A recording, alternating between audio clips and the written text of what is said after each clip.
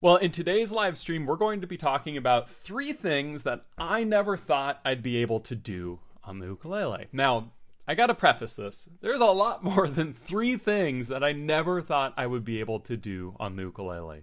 There's kind of too many things to think about.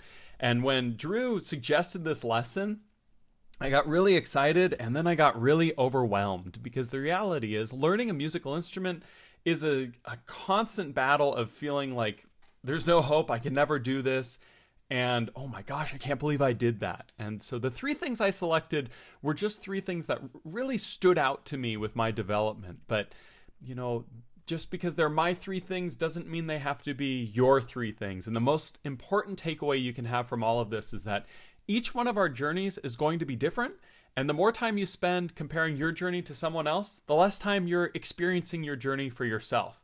And no one else gets to have your journey. So enjoy it and lean into what works best for you. And I'm just going to talk a little bit about what worked best for me and some of the three things that, really kind of blew my mind on this ukulele journey. So the first thing I never thought I could do is play in time, specifically strum in time. I have no sense of natural rhythm. And sometimes people are like, oh yeah, okay, sure. No. Ask any of my band teachers growing up how Matt Dahlberg's rhythm was, and they would answer probably with a bit of a laugh. Because I had no sense of timing when I was learning the ukulele or any other musical instrument for that matter.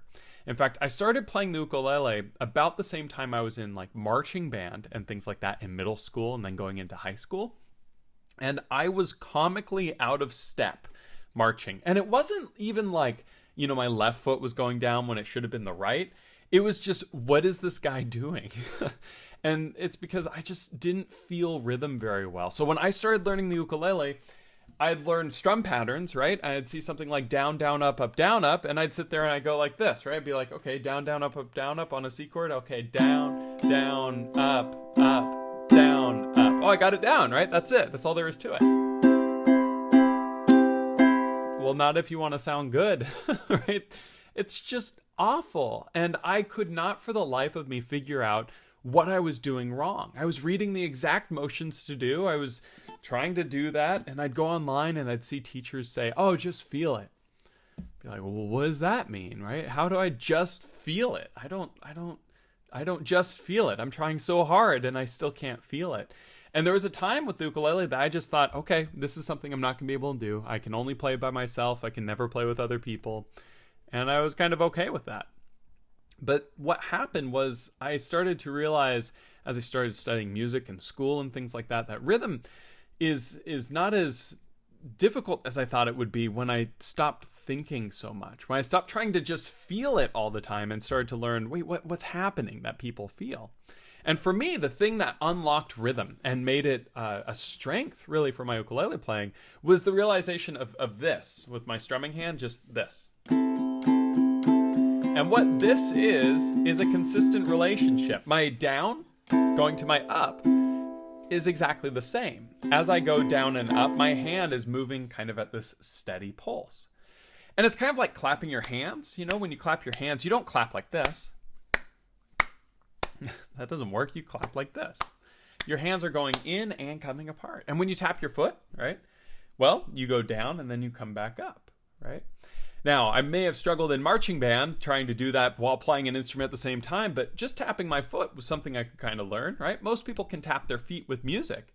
And if you can tap your foot with something, you can strum with something. Because all that tapping your foot is that consistent motion of down with the foot, bringing the foot back up, down with the foot, bringing it up, back and forth. And if you imagine that there's a string tied to the end of my finger on my big toe or something like that, it's going to be kind of going like this as I go down and up.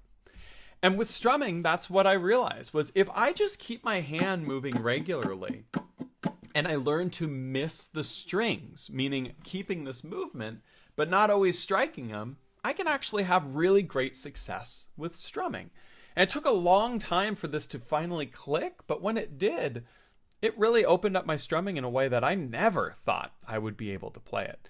And to kind of show this a little bit, if I'm going to play a strum pattern, let's say that I'm just doing like that down, down, up, down, up. Really what it is, it's not down, down, up, down, up. but rather it's down, come up, back up, missing the strings, down, up, miss, going down, up. Because strumming, what goes down must come up, and what comes up must go down. You can't do two downs in a row, unless you had a double neck ukulele. That'd be kind of cool. But if you look, the down, down, up keeps that hand moving regularly. And if I try different rhythms,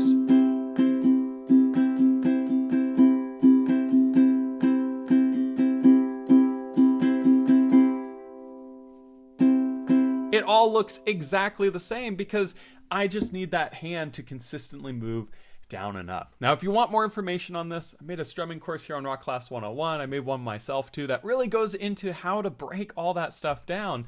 And the reason that stuff exists is because I needed it to learn. But once you realize consistent movement, it becomes so much easier to play and strum. And specifically, missing the strings when you're moving it. So it's really down, miss, down, up, miss, up, down, up. I think your rhythm might be unlocked in a way you didn't think you could either, if that's something that you struggle with. So that's my first thing. My second thing is a good friend of mine, a family friend. His name's John Moen. He's an incredible ukulele player and musician. He runs a band called Stark Raving Plaid. They're awesome. Go look them up. I've known him my whole life. He and my dad worked at a camp together growing up. And one year, when I was pretty new with the ukulele, we were at that camp, and he was there too. And he was sitting with an ukulele. He was playing this little flea ukulele, which is, it's a little plastic ukulele. They're really cool. Anyways, he was just sitting on the deck, jamming. He was just playing. And I remember listening to him and being like, "Oh my gosh, that's so cool! Like, what is he playing?" So I go up to him, I'm like, "John, what are you playing?" He's like, "I don't know." It's like, "What do you mean you don't know? It's beautiful. This sounds amazing." He's like, "Something in G minor." I'm like, "What? How are you doing that?" And he's like, "I don't know. I'm just playing." And I remember having the thought at that moment of like, if I could do that, I'd never stop playing my ukulele. Like, that is the coolest thing I've ever heard. He's just sitting there jamming, like just making up stuff and playing. And I remember that thought was so unachievable at the time for me because I didn't even know where to begin, right? And so that always kind of stuck in the back of my mind is like, that's something I want to do. I want to just be able to like sit on a porch and make something up. How cool is that, right? Well, over time, that thought never really went away, but I didn't really pursue the thought. And then one day, I was playing the ukulele, and I literally thought to myself, "Oh, hey, I wonder if I can do that thing John was doing." He said he was jamming in G minor. Okay, yeah.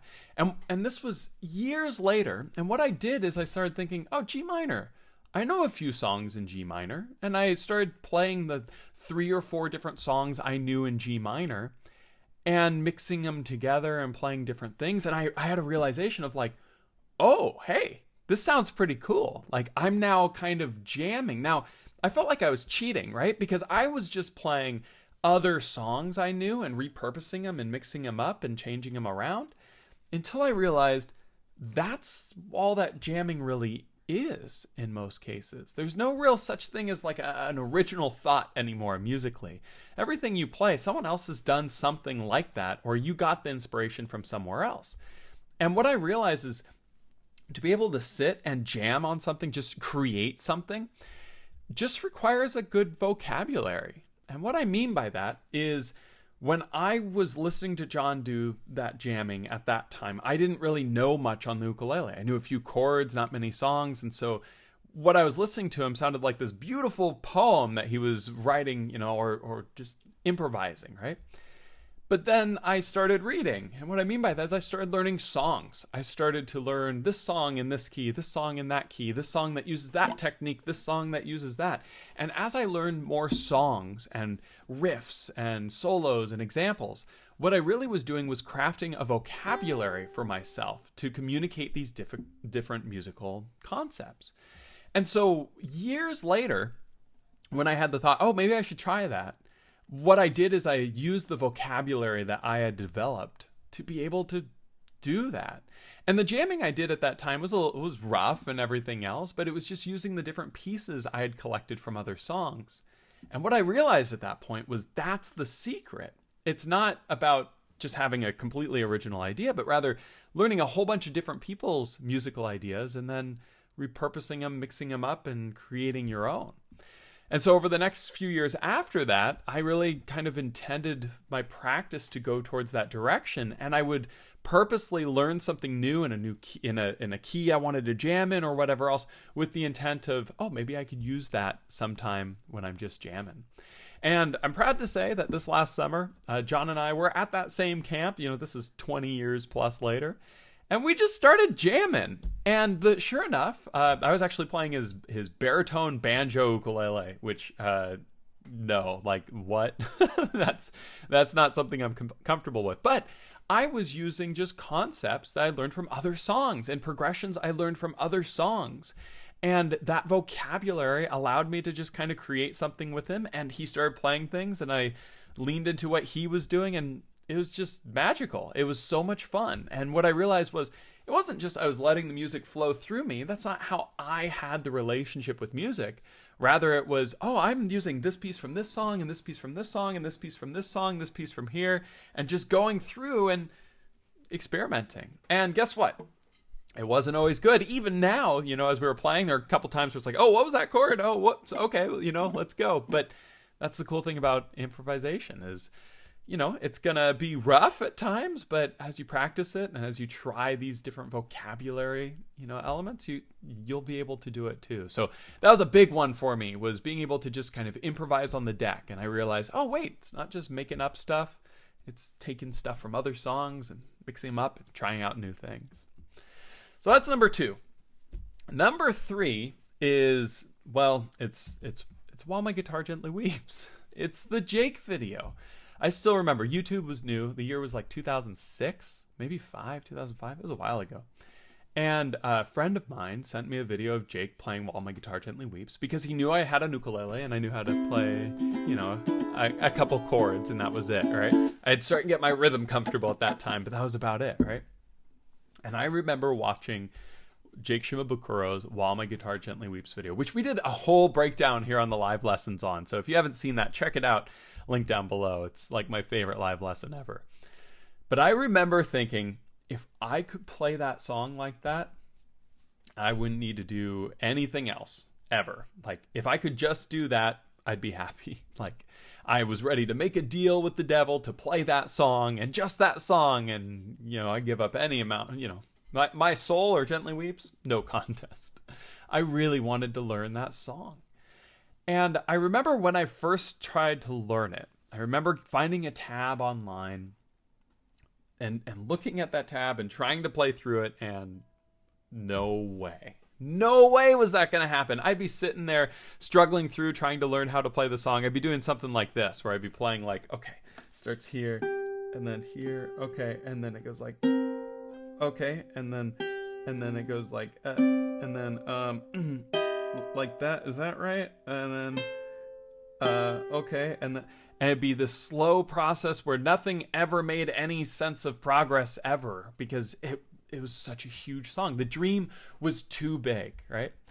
And I shelved it. I was like, I can't learn this song. This is way too difficult, right? And it's true. It was too difficult for my skill level then, or was it? We'll talk about that in a moment.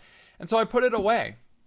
And I played a while, and, I didn't necessarily play a lot before I picked it back up again. A couple of years went by, but I wasn't, I didn't learn a lot in those couple of years. I just was kind of sitting by and playing some chords and stuff. And then what happened was I decided I just really want to learn this song. Like, if I can learn this song, that'd be really cool and really special, right? And what I did was I made the goal of just, okay, I obviously can't do it like Jake. I'll never be able to do it like Jake, which is still true. To this day, no one can play it like Jake, really, right? But I started asking myself, what can I do? Can I play something in this song that could work for me, that could allow me to actually make some progress? And so what I did is I started looking at the song in a very, very different way. Instead of looking at the massive picture, the massive undertaking, I just looked at, okay, what's the first step I can take? What's the first thing I can try to accomplish with this song? And as I watched Jake and looked at tabs, I realized, oh, there's a lot of shapes in this song. It's actually a lot of these sort of fretting hand shapes going through. I wonder if I learn those and kind of ignore all the picking fills and strumming fills and everything else. I wonder if I can learn the song. And so what I did is I had lots and lots and lots of time and patience on my hand. And I sat there and I thought, okay, well, he does this sort of, okay, that's cool. But then it kind of does like this shape here, and it adds another finger to it. And I was like, oh, wait a minute, that's kind of cool. And that's not as hard as I thought, right? It's only a couple fingers being used. It's like, okay, what's the next shape? Okay, that finger goes there, this one goes here.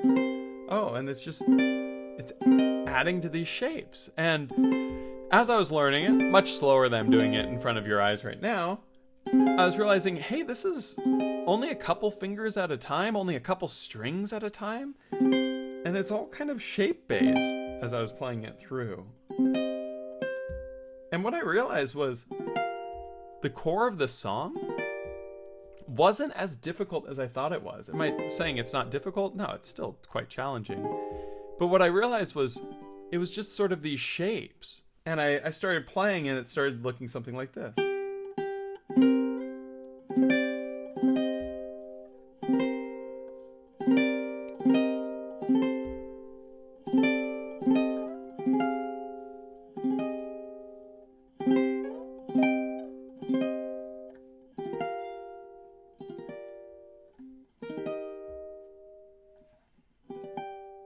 And what I realized was maybe I can play this song, or at least I can play a version of this song, because if I took it down to its bare elements of what I thought was still important, there was something there. There's something that I could do. Now, I didn't have the illusions of grandeur of like, I'm going to play this song like Jake, but rather I was like, I'm going to play this song. I'm going to learn a piece of this song that I can play and I can learn.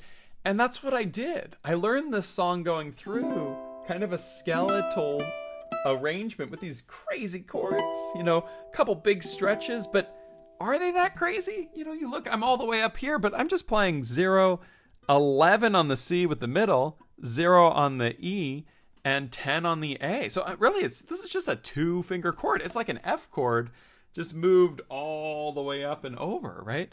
A lot of these chords that seem so complex and difficult and completely unachievable were like, hey, wait a minute. I can practice that. I can get good with that, right? That works. And I gradually learned the song doing this, just taking it piece by piece, breaking off part by part that I thought I could handle and I would be able to play. And that evolved every step of the way to the next thing. Once I had it down in this simple way, I started thinking, oh, I wonder if I could use some finger picking in it. And sure enough, that was the next step of same left hand or fretting hand, right? Same shapes. Now I'm just, using some picking technique with it. And it was like, okay, that's kind of cool. I wonder if I could strum it. Hey, that's kind of working. I wonder if I could strum it fast. And what happened with this song is this wasn't one linear event of, a few weeks. This was over years of realizing, oh, hey, that technique I learned in that song, I can try that in Gently Weeps and see how it works.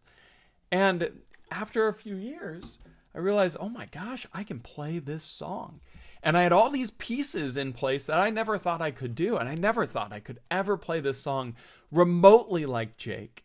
And while, again, I'm nowhere near Jake playing that song, I can play it in a way that I never thought I could when I first started, because the dream was so big then. It seemed like such an impossible task and goal. But breaking into these little pieces, these little things that I could do and stacking them up, before I knew it, I was doing something I never thought I could. And it's a lot like the second thing I talked about with, learning to improvise. I learned vocabulary and I applied it to improvising. In this case, I learned vocabulary and applied it to this song. And it's fun because when we're learning something, we're kind of stacking things and we're climbing and we're always looking at where we're going, right? It's like this mountain that we're climbing and we're looking towards the top, and the top always looks far away. And the reality is that top never stops looking far away, because you can never climb to the top of a playing mountain. There's always this journey, and you're taking it rock by rock, inch by inch at a time. And sometimes you forget to kind of look back down and realize, whoa, I'm a lot farther up here than I thought I was. And that's in a lot of ways what this is about. These 3 things I never thought I could do, they weren't just like, oh, I can do this now. They were these gradual processes over time that clicked and allowed me to, have a lot more fun with the ukulele.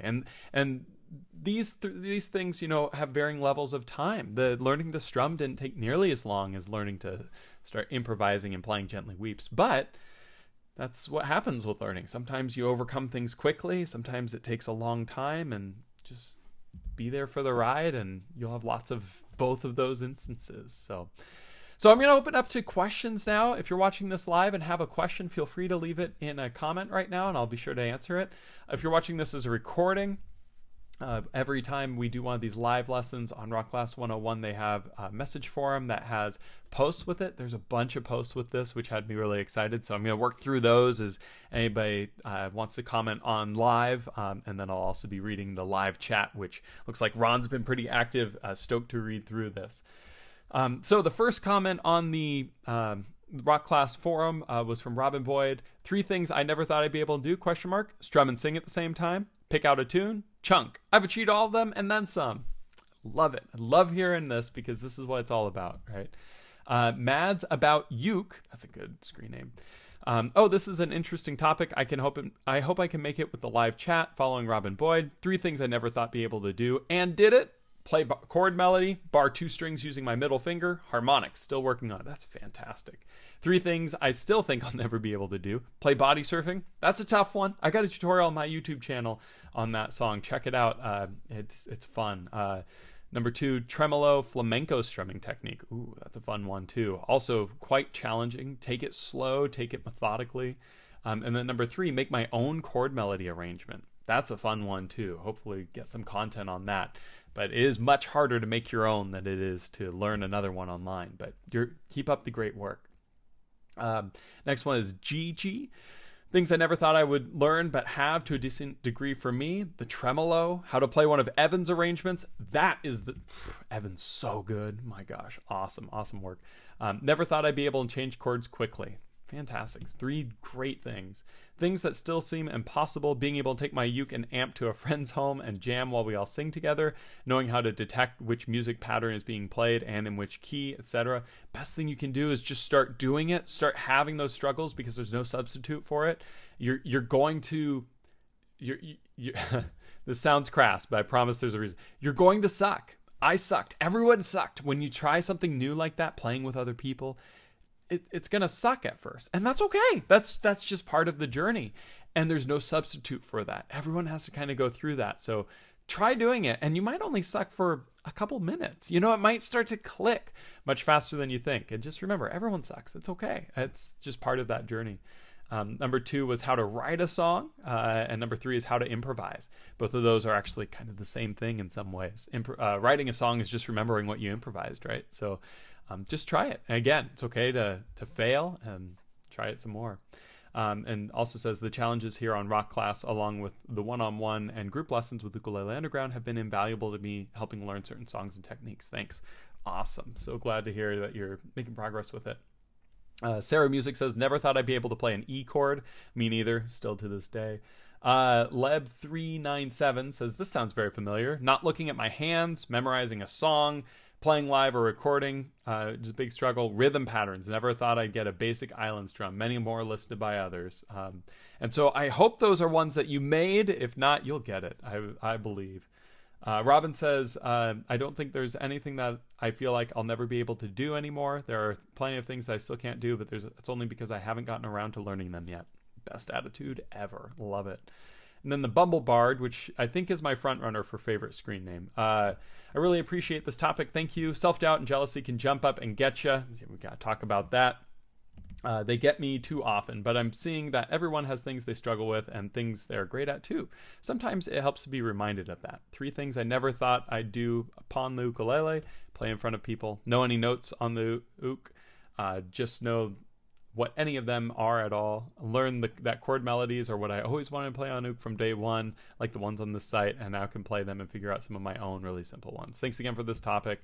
Liked reading everyone's replies. Yeah, that was a magical comment, because you're absolutely right. It's so easy to be looking at what someone else is doing and think that you should be doing that too. Or they're not struggling with that. Why am I struggling with that? And that's just because you don't see what they are struggling with. Everybody's journey is different. And the cool thing is nobody else has your journey.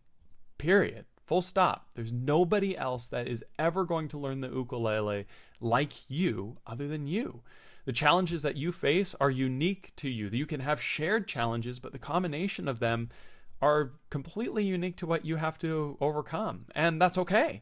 So never worry about what someone else is challenged with. Just worry about what you're challenged with and how can you improve on it. And when you can get the opportunity to learn from other people's experiences overcoming challenges, do it. Just know that what worked for them might not necessarily work for you, and that's okay. Sometimes it works great, and that's great too. But everyone's challenges are unique, and everyone's process is unique. Looks like there's some comments here in chat. Ron says, took dance class with my wife. She kept saying, where is the one? Talking about the rhythm. That's a great point when you're learning a rhythm. You know, if you always have the 1, 2, 3, 4, 1, 2, 3, 4, you can keep track of where you are and what chords should be switched when. So that's great. Ron says, I'm terrible at improvisation. Great idea to mix stuff together from other songs. Gotta try that later. Yeah, start by improvising by just playing things you know in different ways, in ways that you haven't played them before. And that's how I really got off on a roll with improvisation. Ron says, you just recorded Kids, and I really like that as a simple melody, but each repetition adds something to the basic melody. Seems perfect to learn some skills for a beginner, me. So yeah, I just uploaded a video of Kids on my YouTube channel. We also have a video of Kids here on Rock Class 101 that's coming shortly on a full chord melody arrangement of it. Those are great to learn some of these, intricate layers and how to play with different things. So be sure to check those out for extra stuff. I don't think it's the most beginner friendly. I mean, the beginning is, but it goes through 5 layers, and the fifth layer there's pretty crazy. So, it's okay if it doesn't all come easily. Andy says, interesting story with while my guitar. I've been working on a few Rock Class 101 arrangements and hit a plateau. With a huge amount of practice, they get a little better, but far from performance ready. Maybe reduce my expectations, pick some elements to focus on. Not sure if it's better to put them on the shelf for a while or keep plugging away every day. It's been very interesting with my teacher's help to invent my own instrumental breaks for songs that are otherwise fairly simple strum and sing, definitely using vocabulary such as play those same chords in a different position. Yeah. So I find that the best thing you can do to overcome plateaus is push yourself really hard. And then the best way to push yourself really hard is put a carrot in front of you that you have to have. For me, that was While My Guitar Gently Weeps. I wanted to learn that song so badly. I was ready to do anything for it. So that's why I was able to learn it. It was way outside of my skill level, yet I could learn it because I was so excited to do it. Challenging yourself without having that's what I want to do doesn't work very well. And so if you feel like you're hitting a plateau, what song do you really, really, really want to learn? Go try to learn it and see if that can help you break the plateau. Also, reduce my expectations. Base your expectations only on yourself, not on other people's. That's really important. If you find something difficult and you're able to overcome some challenge with it, it doesn't matter how easily or difficultly it went for someone else. It's just how you go with it that matters. So I wouldn't say lower your expectations as much as alter your expectations to be of yourself for yourself. No outside noise with that, right? Some days are harder than others. Some days you only have so many spoons, for anyone that knows what that reference is. And some days I feel like I've got a lot of spoons with my ukulele playing, and other days I'm short, and that's okay. I just have to make do with what I have. And some days a little overcoming is a massive, massive deal for me, and that's okay. Other days I make a great breakthrough and it doesn't feel as big, and that's okay too. Your expectations should be of yourself for yourself. The Bumblebard says, "Hey Matt, been lurking and actually able to watch live today. Just want to say thank you, and everyone at RC 101's support means so much, especially about these type of topics. So thank you. Yeah, this is thank you for attending and everything else. I so appreciate all of the support you guys give coming to these live sessions and everything else. They're a lot of fun to do. Drew has had some great ideas for the live sessions recently. When he suggested this one, I jumped out of my chair. I was so excited because it's such a important thing for the learning journey. And again, narrowing it down to 3 things was really hard. But just as a reminder, the 3 things was never thought I could strum in time, right? And learn that by keeping my hand continually moving. Never thought I could just jam on the porch. Learned how to, or improvise on the porch, right?